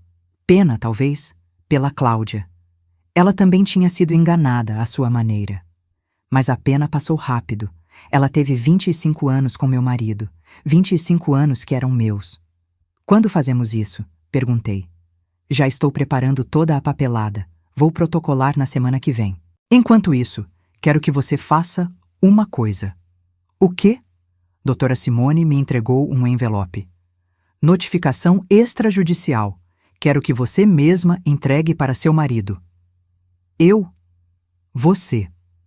Pessoalmente. Olhando nos olhos dele. Quero que ele saiba que foi você quem destruiu a vidinha perfeita dele. Não um advogado, não um oficial de justiça. Você. Peguei o envelope. Dentro, várias páginas de termos jurídicos que resumiam basicamente: Sei quem você é, sei o que você fez, e agora você vai pagar. E se ele fugir? Já pedi bloqueio de todas as contas. Ele não tem dinheiro para fugir. E quando o mandado de prisão sair, a polícia vai estar de olho. Ele não vai a lugar nenhum. Saí do escritório segurando o envelope como se fosse uma arma. Porque era. Naquela noite, sentei na sala com uma garrafa de vinho, algo que não fazia há anos. Bebi devagar, saboreando, planejando. Amanhã iria até a casa verde água. Bateria na porta. E quando Roberto abrisse, quando me reconhecesse, quando aquele pânico cruzasse os olhos dele, eu sorriria e entregaria o envelope que destruiria tudo que ele construiu sobre as cinzas da minha dor. Porque era minha vez agora. Minha vez de assistir ele perder tudo. Minha vez de deixá-lo chorando, desesperado, impotente. Exatamente como ele me deixou por 6 longos meses. A justiça estava chegando. E ela tinha meu rosto. Sexta-feira, 10 da manhã. Estacionei o carro 3 casas antes da casa verde água. Peguei o envelope grosso do banco ao lado, respirei fundo 3 vezes. Minhas mãos tremiam ligeiramente. Não de medo, mas de antecipação. 43 anos levaram a este momento. Desci do carro, caminhei devagar pela calçada. O dia estava quente, o sol de novembro castigando. Podia ouvir crianças brincando em algum quintal próximo, o som de uma novela vazando pela janela de uma casa, a vida normal seguindo seu curso enquanto eu me preparava para explodir a de alguém. Parei em frente ao portão. O Gol branco estava na garagem. Ele estava em casa. Toquei a campainha. Passos se aproximando. A porta se abriu. Cláudia, a mulher que vi pela janela naquele primeiro dia. Mais bonita de perto, rosto gentil, olhos curiosos. Pois não? Bom dia, estou procurando o Roberto. Ele está no fundo consertando a cerca. Posso ajudar em algo? Preciso falar com ele pessoalmente, é importante. Ela hesitou, avaliando-me. Uma senhora bem vestida, educada, nada ameaçador. Vou chamá-lo. Um momento. A porta se fechou. Ouvi vozes abafadas lá dentro. Então, passos mais pesados se aproximando. A porta abriu de novo. E lá estava ele. Osvaldo, meu marido, usando uma camiseta velha manchada de tinta, bermuda desbotada, chinelos, cabelo grisalho despenteado, suor no rosto. Mas era ele, inconfundivelmente. Nossos olhos se encontraram. Vi o reconhecimento imediato, o choque, o medo. Helena, ele sussurrou, e ouvir meu nome daquela boca depois de tanto tempo foi como levar um tapa. Olá, Osvaldo. Sorri. Um sorriso frio, calculado. Ou devo te chamar de Roberto? Ele olhou para trás, para onde Cláudia provavelmente estava. Depois voltou os olhos para mim, desesperado. O que você está fazendo aqui? Vim trazer uma correspondência. Estendi o envelope. Notificação extrajudicial. Precisa assinar o recebimento. Ele não pegou. Apenas me encarou, pálido. Como você me encontrou? Não foi difícil. Você se escondeu muito mal, considerando. Mesma cidade, mesmas manias, mesma cara. Achou que nunca ia te encontrar? Que eu ia passar o resto da vida chorando no seu túmulo vazio? Helena, eu posso explicar. Pode? Ri, sem humor. Vai me explicar como você fingiu a própria morte? Como comprou o corpo de um moribundo? Como me deixou enterrar um estranho achando que era você? Como roubou quase 2 milhões de reais que eram meus também? Abaixa a voz, ele sussurrou, olhando nervoso para a casa. A Cláudia não sabe? Elevei a voz propositalmente. A Cláudia não sabe que Roberto Almeida não existe? Que você é Osvaldo Ferreira da Silva, casado legalmente comigo há 43 anos? A porta se abriu completamente. Cláudia apareceu, confusa. Roberto, o que está acontecendo? Quem é essa mulher? Osvaldo fechou os olhos, derrotado. Cláudia, volta para dentro. Eu sou a esposa dele, respondi antes que ele pudesse. A esposa legal, Helena Ferreira da Silva, casada com Osvaldo Ferreira da Silva, desde 1982. Esse homem que você conhece como Roberto é meu marido. Ele fingiu a própria morte há 6 meses para fugir de mim e ficar com você. O rosto de Cláudia perdeu toda a cor. Que absurdo é esse? Roberto, fala para ela que isso é mentira. Osvaldo abriu a boca, mas nada saiu. Não é mentira, continuei, implacável. Ele tem uma cicatriz na sobrancelha esquerda de quando caiu de moto aos 20 anos. Tem o dedo mindinho torto da mão esquerda, quebrado aos 15. Tem uma mancha de nascença no pescoço em forma de vírgula. Quer que eu continue? Ou você mesma pode conferir essas marcas que conhece tão bem? Cláudia olhou para Osvaldo, esperando que ele negasse. Mas ele apenas baixou a cabeça. Roberto? A voz dela saiu quebrada. Roberto, olha para mim. Fala que isso não é verdade. Cláudia, eu posso explicar? Ela recuou como se tivesse levado um soco. Meu Deus, é verdade. Tudo é verdade. Cláudia, me escuta. Você mentiu para mim! Ela gritou, e a dor na voz dela ecoou pela rua inteira. 25 anos! 25 anos você me enganou. Quem você é? Eu sou o mesmo homem que você conhece. Você nem tem nome verdadeiro. Lágrimas escorriam pelo rosto dela. Roberto nem existe. Você é Ela não conseguiu terminar, virando-se e correndo para dentro da casa. Osvaldo deu um passo para segui-la, mas parou, olhando para mim com uma mistura de raiva e desespero. Está feliz agora? Destruiu minha vida? Sua vida? Minha voz saiu baixa, perigosa. Você destruiu a minha primeiro. 43 anos, Osvaldo. 43 anos eu fui sua esposa. Fiel, dedicada, presente. Criei nosso filho sozinha, enquanto você construía outra família. Chorei na sua falsa morte enquanto você recomeçava do zero, com dinheiro que era meu. Eu ia te deixar a casa, uma boa pensão. R$ 4.500? Cuspiu as palavras. Você levou quase 2 milhões e achou que 4.500 era generosidade? Eu trabalhei por aquele dinheiro. Nós trabalhamos. Enquanto você tocava as lojas, quem você acha que segurou a casa? Quem criou seu filho? Quem abriu mão de tudo para que você pudesse crescer? Silêncio. Ele não tinha resposta. Pega o envelope, ordenei. Com mãos trêmulas, ele pegou. Abriu. Começou a ler. Vi o rosto dele mudar de expressão conforme avançava pelas páginas. Choque, medo, pânico. Você está me processando? Por fraude, estelionato, falsificação de documentos, uso de identidade falsa, bigamia e ocultação de cadáver. Recitei de memória. Já pedi anulação do seu atestado de óbito. Em breve, Osvaldo Ferreira da Silva estará oficialmente vivo de novo, e então vai responder por tudo isso. Eu não tenho dinheiro para advogado. Deveria ter pensado nisso antes. Ah, espera. Sorri. Você tem dinheiro. Quase 2 milhões, aplicados em 3 bancos diferentes. Só que essas contas foram congeladas ontem por ordem judicial. Você não tem acesso a 1 centavo. Ele cambaleou, apoiando-se no batente da porta.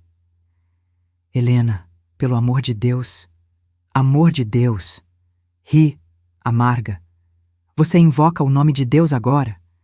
Depois de comprar um cadáver? Depois de me fazer chorar sobre um túmulo vazio? Depois de viver uma mentira por 25 anos? Eu amava vocês duas. Eu não conseguia escolher. Então você fingiu morrer. Que corajoso! De dentro da casa, ouvíamos Cláudia chorando, soluços altos, desesperados. Ah, e mais uma coisa, acrescentei. Seu filho está preso. Prisão preventiva por estelionato, falsificação de assinaturas e tentativa de evasão de divisas. Ele tentou mandar 800 mil para o Paraguai ontem. Não deu certo. Osvaldo ficou branco. Marcelo. Você prendeu o Marcelo? Ele prendeu a ele mesmo quando decidiu roubar de mim. Quando falsificou minha assinatura em 15 documentos diferentes. Quando vendeu as lojas que eram metade minhas sem meu consentimento. quando me deixou acreditar que meu marido estava morto enquanto embolsava milhões.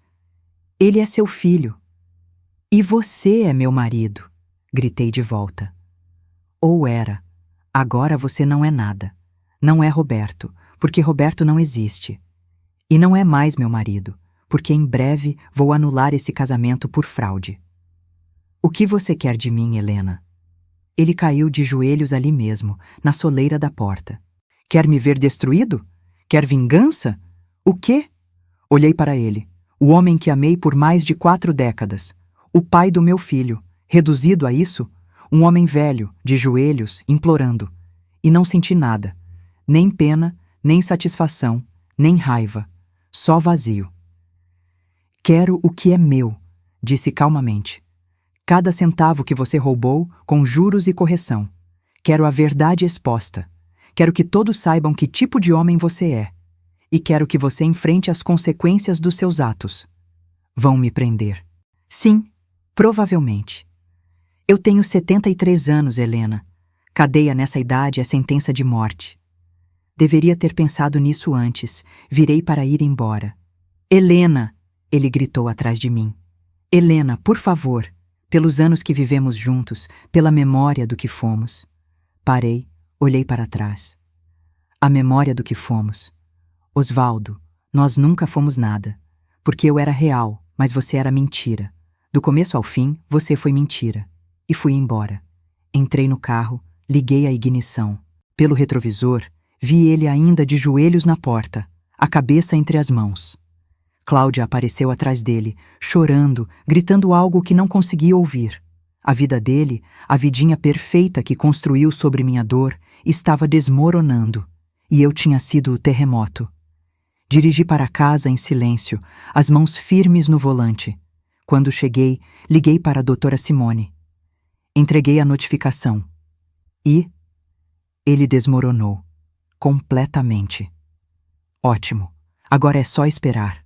O mandado de prisão sai segunda-feira. Terça no máximo. E as contas?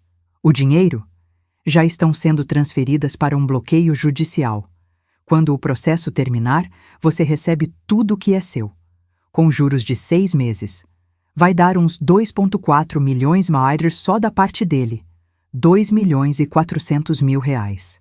Mais 1.600.000 das lojas. Mais a casa. Mais danos morais. 4 milhões de reais. 43 anos valiam 4 milhões de reais. Helena, você está bem? Estou, respondi, e era verdade. Pela primeira vez em muito tempo, estou bem. Desliguei e fui até o jardim. Sentei no banco que Osvaldo instalou anos atrás, de onde se via o pôr do sol, e esperei a noite cair. Porque amanhã o sol nasceria em um mundo novo. Um mundo onde eu não era mais a viúva chorosa. Era a mulher que recuperou sua dignidade, e não pediria desculpas por isso. O mandado de prisão saiu na segunda-feira, às 2 da tarde. Doutora Simone me ligou assim que foi expedido. Polícia está a caminho da casa dele agora. Quer acompanhar? Não. Surpreendi a mim mesma com a resposta. Não preciso ver isso, porque já tinha visto o suficiente. Já tinha testemunhado a queda dele na sexta-feira, de joelhos na porta de casa. O resto era apenas formalidade. Mas a tarde ainda me reservava surpresas. Às 4 horas, Patrícia apareceu na minha porta. A esposa do Marcelo. Olhos vermelhos, sem maquiagem, roupas amassadas. Parecia ter envelhecido 10 anos em poucos dias. Vim buscar suas coisas, disse, voz rouca. As roupas dele, os documentos... Preciso levar para o advogado. Entre. Ela entrou hesitante, olhando ao redor como se entrasse pela primeira vez, embora tivesse estado naquela casa centenas de vezes nos 15 anos de casamento com Marcelo. As coisas dele estão onde sempre estiveram, disse. No quarto dele de infância. Pode pegar. Patrícia subiu as escadas, ouvi gavetas sendo abertas, armários revirados. 20 minutos depois, ela desceu carregando 2 sacolas. Parou na sala, me encarou. A senhora está satisfeita? Destruiu nossa família completamente? Sua família se destruiu sozinha, respondi calmamente. quando escolheram roubar de mim. Ele é seu filho. E mesmo assim me roubou. Falsificou minha assinatura. Me deixou chorando um morto falso enquanto embolsava milhões. Levantei. Caminhei até ela. Você sabia? Sabia do plano todo? Ela desviou o olhar. Marcelo me contou, depois, quando tudo já estava feito. E você não achou errado? Achei, claro que achei. Mas o que eu ia fazer? Denunciar meu próprio marido? Eu fiz. Patrícia me olhou com raiva e respeito misturados. A senhora é fria. Sabia disso? Colocar o próprio filho na cadeia. Ele colocou a si mesmo lá. Eu só apresentei as provas. Me aproximei mais. E sabe qual a diferença entre mim e você, Patrícia? Você escolheu ficar quieta quando viu a injustiça porque era conveniente. Eu escolhi lutar, mesmo que doesse. Ela balançou a cabeça, lágrimas escorrendo. Ele vai ficar anos preso. Anos. E eu não sei se vou aguentar esperar. Então não espera. Você é jovem ainda. Tem 38 anos. Pode recomeçar. Como a senhora pode ser tão prática? Completei. Porque passei 43 anos sendo romântica, emocional, acreditando em família acima de tudo. E olha onde isso me levou. Sozinha, traída, roubada. Não vou cometer o mesmo erro 2 vezes. Patrícia pegou as sacolas, caminhou até a porta. Virou-se uma última vez. Ele te ama, sabe? Apesar de tudo, Marcelo te ama. Amor não rouba. Abri a porta para ela. Amor não mente. Amor não falsifica documentos. O que Marcelo sente por mim não é amor. É dependência, conveniência. Talvez até culpa, mas não amor. Ela saiu sem responder. Na terça-feira, recebi uma visita inesperada. Cláudia. Quando abri a porta e a vi ali, fiquei surpresa. Ela parecia ter chorado por dias. Os olhos inchados, a pele sem vida, os ombros caídos. Posso entrar?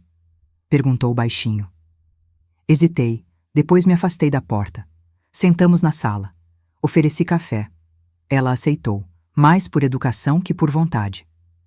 Vim devolver isso, disse, tirando algo da bolsa. Era uma aliança, dourada, simples. A aliança de casamento dele comigo. Ou melhor, do Roberto. Ela riu amargo. Nem sei mais como chamá-lo. Osvaldo, disse. O nome dele é Osvaldo Ferreira da Silva. Osvaldo. Ela testou o nome na língua como se fosse estranho. 25 anos e eu nem sabia o nome verdadeiro dele. Silêncio pesado entre nós. Por que você veio aqui? Perguntei. Porque preciso entender. Ela me encarou, desesperada. Preciso entender como alguém faz isso. Como alguém constrói uma vida inteira em cima de mentira. Como ele olhava nos meus olhos todos os dias e mentia. Se você descobrir, me conta, respondi. Porque eu também não entendo. Ele foi preso ontem. Você sabia? Sabia. Vieram 2 policiais. Na frente dos vizinhos, dos netos, as crianças choraram. Achavam que o vovô tinha feito algo terrível. E tinha. Eu sei. Ela limpou as lágrimas. Mas eles não entendem. Para eles, ele era só o vovô que consertava bicicletas e comprava sorvete. Senti uma pontada de algo. Não pena por Osvaldo, mas pelas crianças. Elas eram inocentes nisso tudo. Quanto você sabia? Perguntei. Sobre a vida dele antes de te conhecer? Ele disse que era viúvo, que a esposa tinha morrido de câncer, que ele tinha um filho com quem não se falava mais. Ela soltou um riso sem humor. Até isso era mentira. O filho dele te conhece. Estava envolvido na farsa toda. Estava. E agora está preso também. Cláudia assentiu, processando. A casa onde moramos está no meu nome. Comprei antes de conhecer ele, com dinheiro da minha primeira herança, quando minha mãe morreu. Pelo menos isso é meu. E o dinheiro dele? As economias? Bloqueadas. Não posso acessar nada, nem para pagar advogado para ele. Ela me olhou. Não que eu fosse. Não sei se quero ajudá-lo depois de tudo isso. Você tem todo o direito de se proteger. Mas eu o amei. A voz dela quebrou. Eu realmente o amei. E agora descobri que nem sei quem ele era de verdade. Estendi a mão, segurei a dela. Duas mulheres enganadas pelo mesmo homem, sentadas na sala que ele compartilhou com uma enquanto construía outra vida com a outra. Eu também o amei, admiti. Por mais de 40 anos, e também não sei quem ele era. Ficamos ali sentadas por um tempo, em um silêncio solidário, duas vítimas do mesmo mentiroso. Quando ela se levantou para ir embora, parou na porta. Você vai conseguir o dinheiro de volta? Os milhões que ele levou? Vou. A justiça já determinou que seja devolvido tudo, com correção.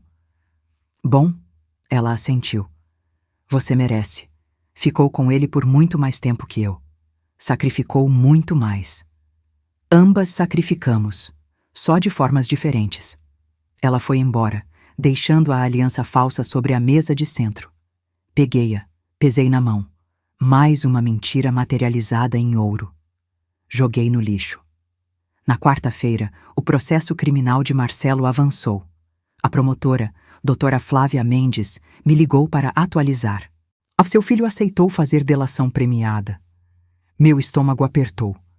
O que significa isso? Significa que ele vai contar tudo em troca de redução de pena. Vai entregar documentos, gravações, detalhes do plano inteiro. Em troca, a pena dele pode cair de 8 para 3 anos e meio. Com bom comportamento, sai em 2.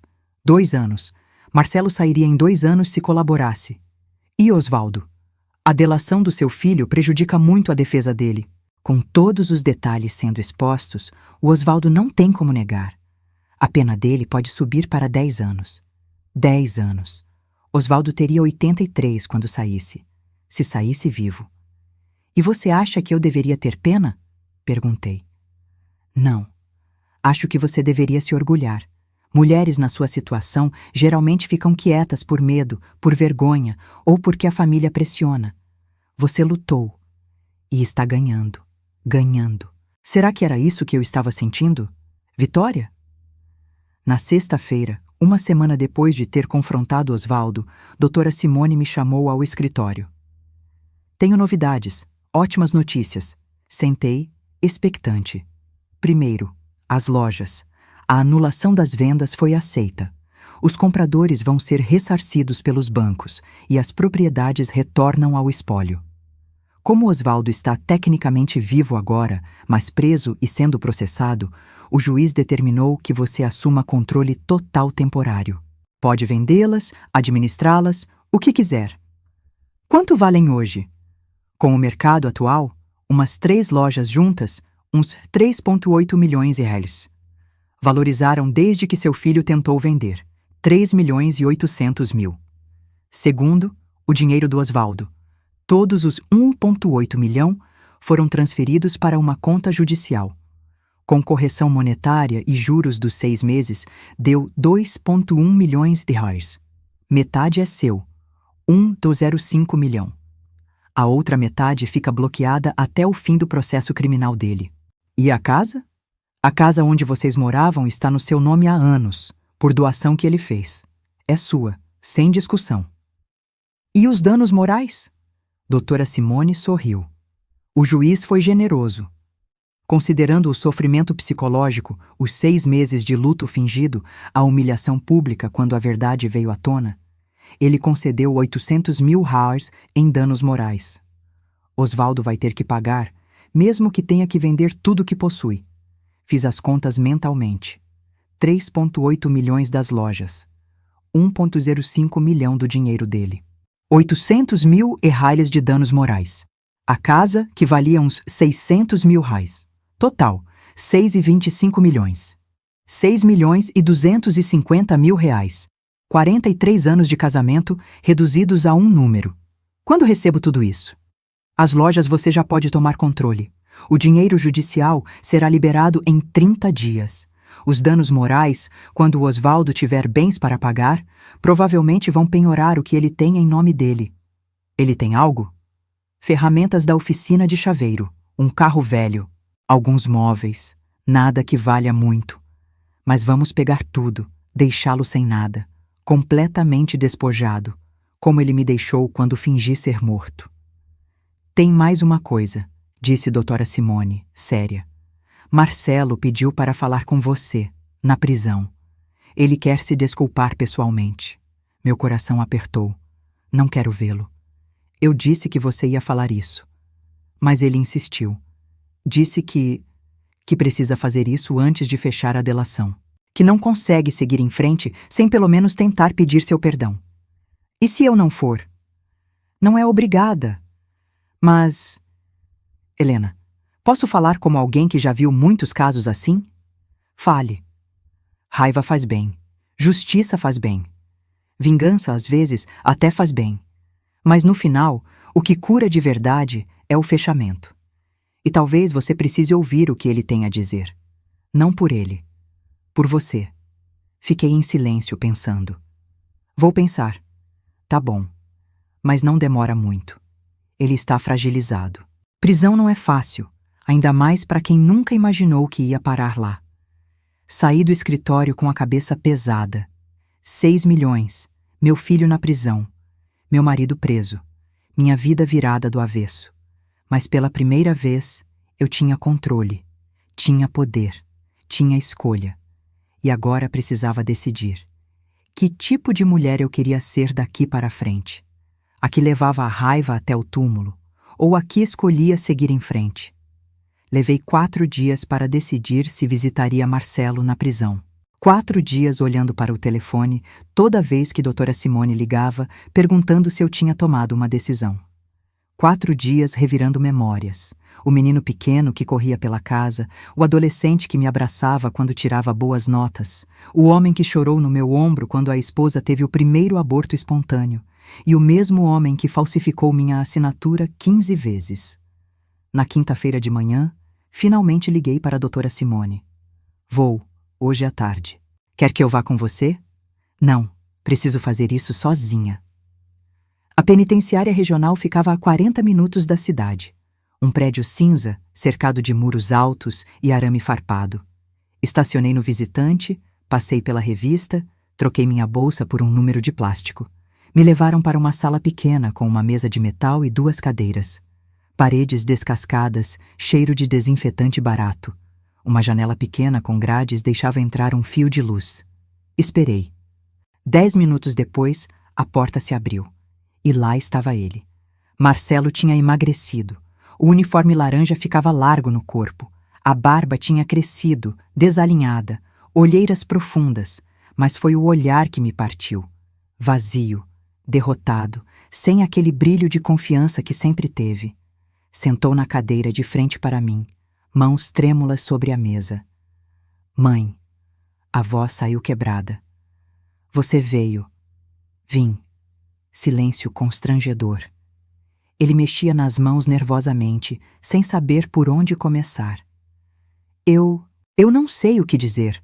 Passei uma semana pensando no que falar e agora não tenho palavras. Então escuta. Minha voz saiu firme. Eu vim aqui porque a doutora Simone disse que você precisa de fechamento antes da delação. Mas eu preciso que você entenda uma coisa. Não vim aqui para te perdoar. Vi a dor cruzar o rosto dele. Eu sei que estraguei tudo. Sei que não mereço perdão. Mas, mãe, eu preciso que você saiba que eu nunca quis te machucar. Nunca. Mas machucou. Profundamente. Eu sei. Lágrimas começaram a cair. Todo dia aqui dentro eu penso nisso. Penso em como você deve ter se sentido quando descobriu. A traição, não só do papai, mas minha também. E eu me odeio por isso, mãe. Me odeio tanto. Ódio de si mesmo não muda o que você fez. Eu sei, mas eu preciso que você entenda o contexto. Quando o papai me procurou com aquele plano insano, eu tinha acabado de descobrir as dívidas. 800 mil reais, mãe. As lojas estavam afundando. Se a senhora pedisse divórcio e levasse metade, não ia sobrar nada. As lojas iam fechar, os funcionários iam ser demitidos, tudo que o papai construiu ia Tudo que nós construímos, corrigi. Eu estava lá, Marcelo, em cada decisão, em cada sacrifício. Eu abri mão da minha carreira de costureira para cuidar de você enquanto seu pai construía o negócio. Eu era sócia nisso também, mesmo que não estivesse no papel. Ele abaixou a cabeça envergonhado. Você tem razão. Eu fui egoísta. Pensei só no patrimônio, no dinheiro, no futuro que eu tinha planejado. E no processo, esqueci que você é minha mãe, que me deu tudo, que merecia respeito acima de qualquer coisa. E mesmo sabendo disso tudo, você falsificou minha assinatura. 15 vezes. Eu estava desesperado. As dívidas estavam crescendo, os credores ameaçando processar, eu precisava vender as lojas rápido. Então deveria ter me contado a verdade. Bati na mesa, fazendo-o pular. Deveria ter chegado para mim e dito: Mãe, o papai não morreu, ele fugiu e deixou um monte de dívidas. Preciso da sua ajuda para resolver isso. Eu teria ajudado, Marcelo. Teria assinado o que fosse preciso, teria trabalhado junto com você para salvar o negócio. Mas a verdade era horrível demais. O papai tinha fingido a própria morte, tinha comprado um cadáver, eu estava envolvido. Como eu ia contar isso? Com coragem, com honestidade. 2 coisas que aparentemente não correm na nossa família. Marcelo soluçou, cobrindo o rosto com as mãos. Eu estraguei tudo. Perdi você, perdi a Patrícia. Ela pediu divórcio ontem. Perdi minha liberdade, minha reputação. Tudo. Patrícia pediu divórcio? Disse que não pode esperar 2 ou 3 anos por alguém que ela nem sabe mais quem é. Que vai recomeçar, encontrar alguém honesto. Ele riu amargo. Não culpo ela. Respirei fundo, sentindo o peso da situação. Marcelo, você vai ficar preso aqui por no mínimo 2 anos se colaborar. Talvez 3. E quando sair, vai ter ficha criminal. Dificuldade para arrumar emprego. Julgamento social. Vai ser duro. Eu sei. E eu não vou facilitar para você. Não vou pagar advogado, não vou depositar dinheiro na sua conta, não vou ficar visitando toda semana. Você fez escolhas adultas. Agora enfrenta consequências adultas. Eu entendo. Mas... Hesitei, escolhendo as palavras com cuidado. Quando você sair, se você tiver aprendido algo de verdade, se tiver mudado de fato, talvez, possamos reconstruir alguma coisa. Não a relação de antes. Essa morreu. Mas algo novo, baseado em honestidade. Ele levantou o rosto, olhos esperançosos. Você está dizendo que há chance. Estou dizendo que não vou te abandonar completamente, mas também não vou fingir que está tudo bem. Vai levar anos, Marcelo. Anos para você recuperar minha confiança. E talvez nunca recupere totalmente. Mas pelo menos não vou te riscar da minha vida como você tentou me riscar das suas decisões. Mãe. Ele estendeu a mão sobre a mesa. Olhei para ela. A mão do meu filho, que me abraçou quando criança, que segurei quando atravessávamos ruas, que falsificou minha assinatura 15 vezes. Após alguns segundos, segurei brevemente. Um aperto rápido, sem calor. Mas segurei. Use esse tempo aqui dentro para pensar, Marcelo. Para realmente refletir sobre o tipo de homem que você quer ser. Porque o homem que você era, esse eu não reconheço mais. Vou fazer isso, prometo. Não me prometa, apenas faça. Levantei para sair. Mãe? Ele me chamou quando cheguei à porta. Virei. Obrigado, por vir. Por não desistir completamente de mim. Sou sua mãe, Marcelo. Vou sempre te amar. Mas amor não significa aceitar tudo cegamente. Às vezes, amor significa deixar a pessoa enfrentar as consequências dos próprios atos. Para que aprenda. Saí da sala. Devolvi o número de plástico, peguei minha bolsa. Quando cheguei ao carro, deixei as lágrimas finalmente caírem. Chorei pelo filho que perdi, pelo homem que ele poderia ter sido, pela relação que nunca mais seria a mesma. Mas também chorei de alívio, porque tinha feito a coisa certa, mesmo doendo. 3 meses depois. Sentada na primeira classe do voo para Lisboa, com uma taça de vinho branco na mão, olhei pela janela enquanto o Brasil ficava para trás. Ao meu lado, Carmen e Beatriz, minhas amigas de infância, riam de alguma coisa no tablet. Estávamos indo para um cruzeiro de 25 dias pelo Mediterrâneo. Espanha, Itália, Grécia, Turquia.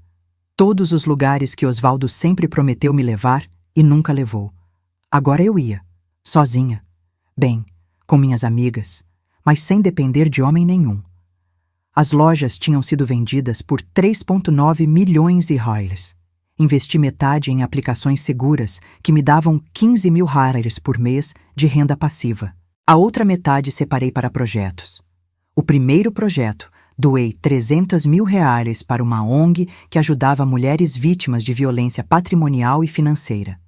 Mulheres como eu, que tinham sido roubadas, enganadas, manipuladas por familiares. O segundo projeto, comprei um pequeno ateliê no centro e voltei a costurar. Não porque precisava do dinheiro, mas porque tinha sido minha paixão antes de abrir mão dela para ser só esposa e mãe. Agora, aos 69 anos, estava resgatando quem eu era antes de tudo isso. Osvaldo tinha sido condenado a 8 anos de prisão. Com a delação do Marcelo, não conseguiu reduzir nem um dia. Estava cumprindo pena em regime fechado. Cláudia não visitava mais. Os netos nem sabiam direito onde ele estava. A família inventou que ele tinha se mudado para longe. Marcelo cumpria sua pena em regime semiaberto desde o mês passado, por bom comportamento. Trabalhava numa marcenaria dentro da prisão, ganhando um salário mínimo.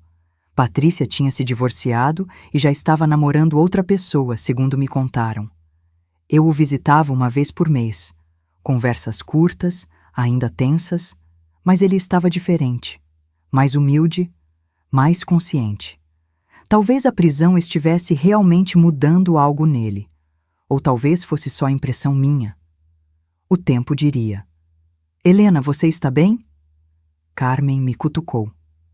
Ficou quieta de repente. Estou ótima, sorri. E era verdade. Só pensando em como a vida pode mudar em poucos meses. Mudou para melhor, disse Beatriz, levantando a taça dela. Um brinde à nossa amiga que foi até o fundo do poço e voltou mais forte. Não sei se voltei mais forte, refleti. Mas voltei mais consciente, mais atenta, mais eu mesma. Isso é ser forte, disse Carmen sorrindo. Porque força não é não cair. É levantar depois que cai. Brindamos. O avião decolou, e enquanto subíamos acima das nuvens, pensei em tudo que tinha perdido e tudo que tinha ganhado. Perdi a inocência, a capacidade de confiar cegamente, a fantasia de que família era sagrada por definição, mas ganhei autoconhecimento, independência, a certeza de que podia sobreviver ao pior e ainda assim escolher viver, não apenas existir. 6 meses depois do cruzeiro. Era uma manhã de sábado quando recebi a ligação. Helena, é a doutora Simone. Bom dia. Aconteceu algo? Osvaldo. Ele teve um infarto na prisão ontem. Estava na enfermaria. Não resistiu. O telefone quase escorregou da minha mão. Ele morreu? Sim, de verdade dessa vez. O corpo está sendo liberado para a família. Como vocês tecnicamente ainda eram casados, você é a responsável legal. Osvaldo estava morto. Dessa vez, de verdade. Senti nada. Nem tristeza, nem alívio, nem raiva. Apenas um vazio distante. O que preciso fazer? Precisa decidir sobre o funeral. Se quer enterrá-lo, cremar, onde? Pensei no jazigo de mármore italiano que custou 89 mil reais, onde estava enterrado um desconhecido. Crema ele e joga as cinzas no mar, sem cerimônia. Tem certeza? Absoluta. Ele já teve um funeral. Um bem caro, aliás. Não vai ter outro. E o Marcelo? Ele já foi notificado. Está pedindo para ir ao funeral. Não tem funeral. Ele pode se despedir das cinzas depois, se quiser. Mas não vou fazer espetáculo. Não de novo. Desliguei e fiquei sentada em silêncio na varanda do meu ateliê. Osvaldo estava morto. O homem que amei por 43 anos. O homem que me traiu por 25. O homem que fingiu a própria morte para me abandonar.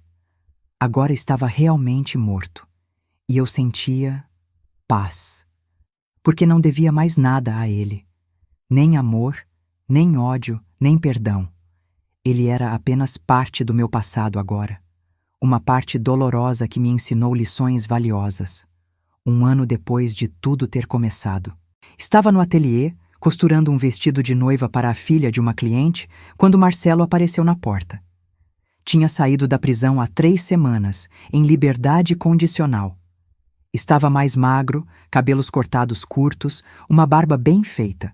Usava roupas simples, jeans e camisa branca. Mãe, posso entrar? Pode. Ele entrou devagar, olhando ao redor. O ateliê era pequeno, mas aconchegante. Manequins com tecidos, máquinas de costura, rolos de linha colorida. Meu espaço. Ficou bonito aqui. Obrigada. O que te traz? Ele respirou fundo. Vim me despedir. Despedir? Estou me mudando para Porto Alegre.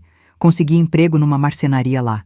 É recomeço total, longe de tudo, de todos, onde ninguém conhece minha história. Entendo. E antes de ir, eu precisava te agradecer. Agradecer? Por não ter desistido de mim, por ter me visitado na prisão, mesmo quando eu não merecia. Por ter vindo no enterro das cinzas do papai comigo. Por ter me dado essa última chance de ser alguém melhor. Coloquei a costura de lado, levantei. Marcelo, eu não te dei chance nenhuma. Você que está construindo isso, com trabalho, com escolhas diferentes, com humildade. Isso é todo mérito seu. Mesmo assim, você poderia ter me abandonado completamente, e não abandonou. Porque sou sua mãe. E mães não abandonam, mas também não acobertam. Essa foi minha maior lição esse ano.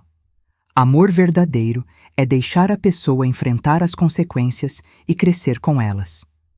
Ele assentiu, olhos marejados. Vou fazer dar certo em Porto Alegre. Vou reconstruir minha vida do zero. E um dia, vou te fazer se orgulhar de mim de novo. Já estou orgulhosa do homem que você está tentando ser. Ele se aproximou, hesitante. Abri os braços e, pela primeira vez em mais de 1 ano, abracei meu filho de verdade. Não um abraço protocolar, mas um abraço de mãe.